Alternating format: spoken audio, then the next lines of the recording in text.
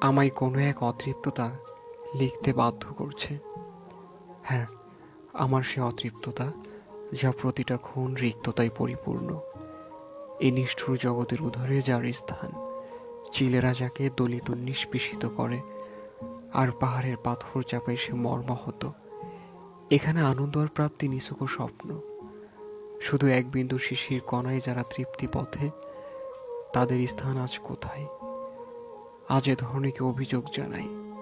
হ্যাঁ, তোমাদের আজ শুনতেই হবে। কেন এই হেন অনাচার?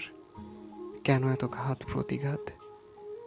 কেন আঁখি বেজে চলে তবু অদৃশ্যতাই?